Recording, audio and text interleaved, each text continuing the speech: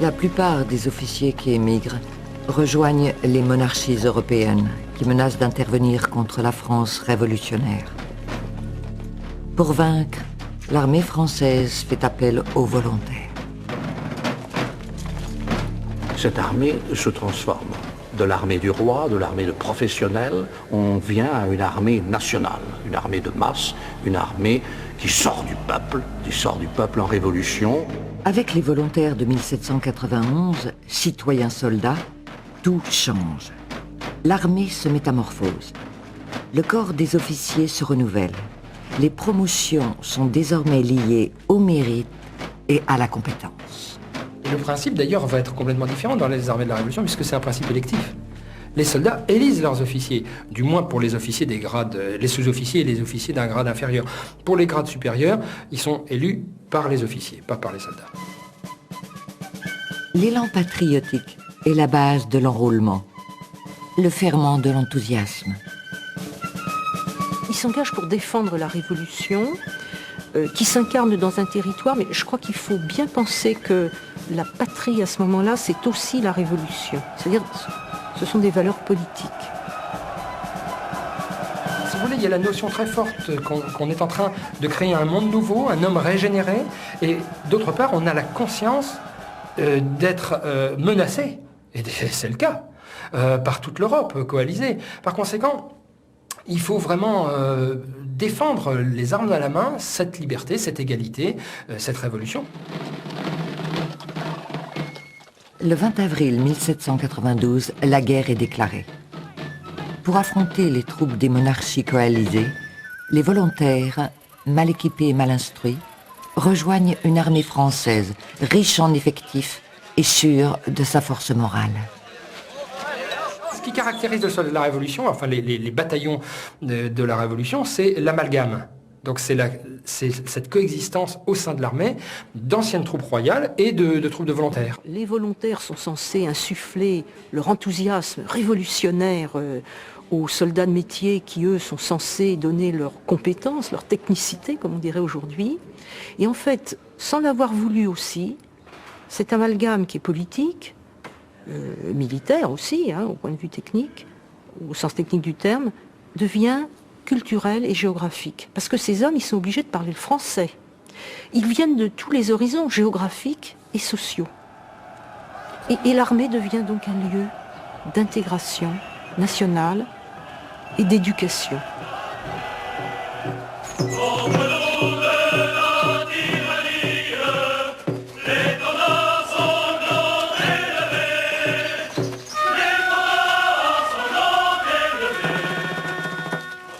Dans les camps d'entraînement, on apprend les chants qui après vont resservir bien sûr sur les champs de bataille, sur les chants patriotiques, la Marseillaise, les cris Vive la Nation, Vive la République, le Ça ira, la Carmagnole, tout ça qu'on retrouve y compris à l'époque de l'Empire. Plus le citoyen sera motivé, plus l'armée sera efficace.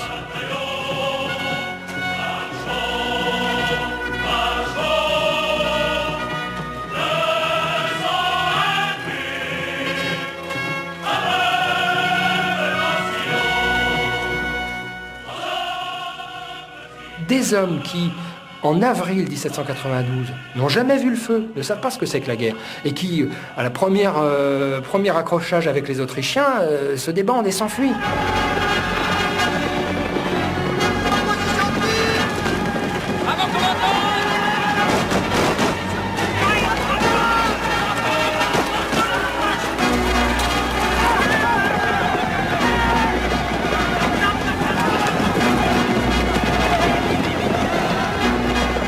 Quelques semaines plus tard, ils commencent déjà à moins reculer. Et puis un peu plus tard encore, ils commencent à avoir du métier, de l'expérience. Ils sont aguerris par la vie dure, marcher sous la pluie, dans la neige, dormir dans l'eau, dans la boue, etc.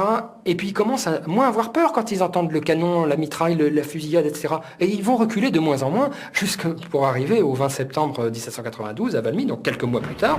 Là, ils reculent plus du tout.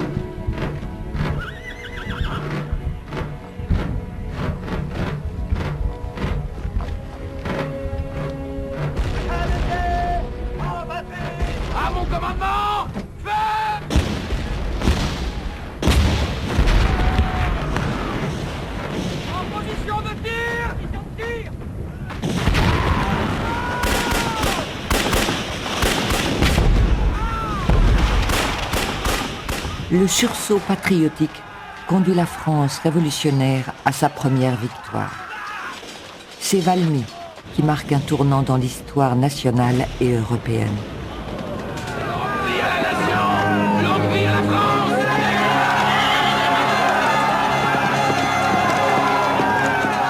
Ce cri de Vive la Nation qui a bien résonné aux oreilles de Goethe, à partir de ce jour et de ce lieu commence une ère nouvelle. Une ère nouvelle, c'est la guerre des peuples contre les rois. Ce ne sont plus des rois qui se battent contre des rois, ce sont des peuples qui se battent contre des tyrans.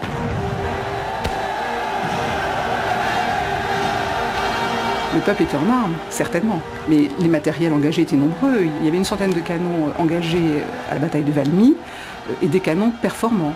Les canons français avaient une portée estimée jusqu'à 1800 mètres environ. Le tir à mitraille avec une efficacité réelle au moins jusqu'à 600 mètres. En face, les Prussiens n'avaient pas cet instrument. Ils ne disposaient pas de cet outil et donc leur tir à boulet n'était pas efficace au-delà de 1000 mètres. Les Français qui pouvaient tirer juste 2 fois plus loin l'ont emporté.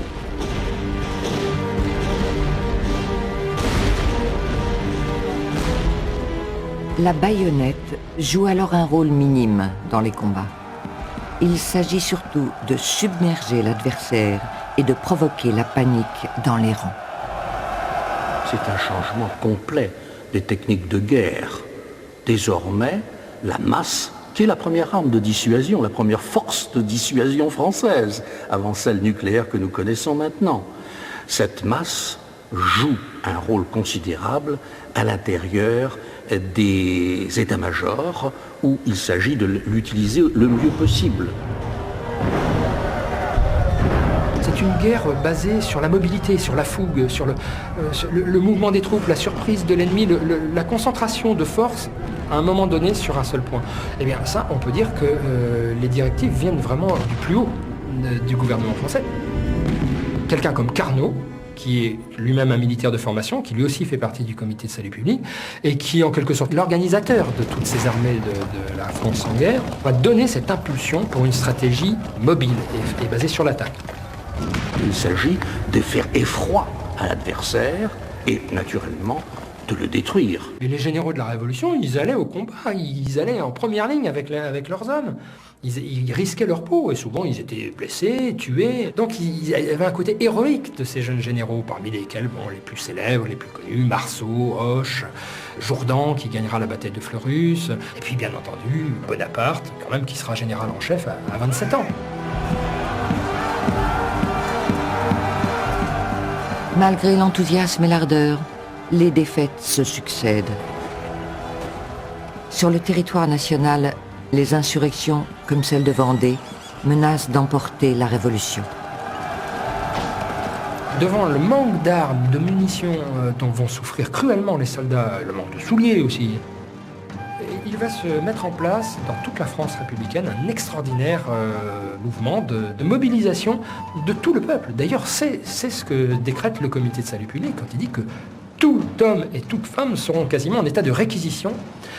Les jeunes hommes iront au combat, les hommes mûrs fabriqueront des armes et feront des convoiements de munitions vers le front, les femmes fabriqueront des vêtements, soigneront les blessés, et les vieillards se feront porter sur les places publiques pour exciter l'ardeur des jeunes enfants qui seront des futurs soldats. Donc vous voyez, il y a une espèce d'idée, un idéal un peu spartiate aussi, un peu antique, d'une cité en armes.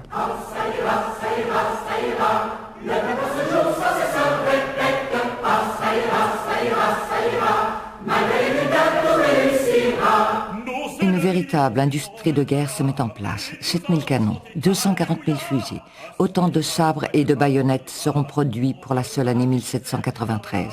Et dans chaque cave de France, on récolte le salpêtre pour fabriquer la poudre. L'effort de guerre est général.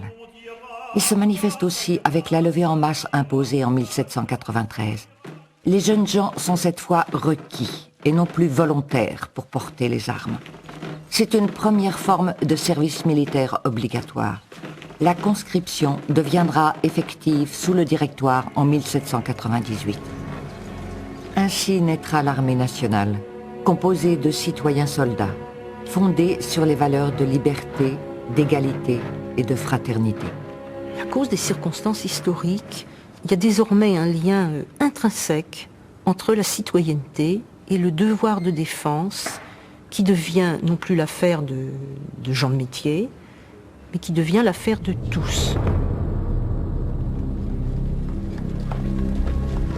L'armée de la Révolution, qui avait pour seul but d'assurer la défense de la patrie, se transforme. Petit à petit, elle devient un outil de conquête et d'expansion.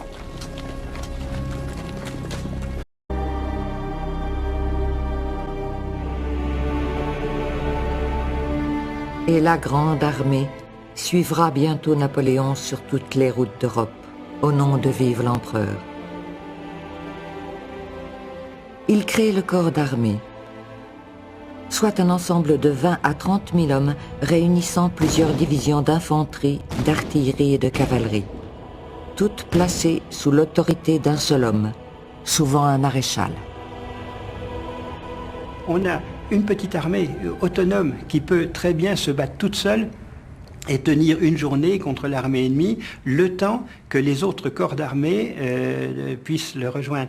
Donc on a quelque chose de plus centralisé de manière interne, mais de très autonome, qui peut et qui est capable de se battre tout seul.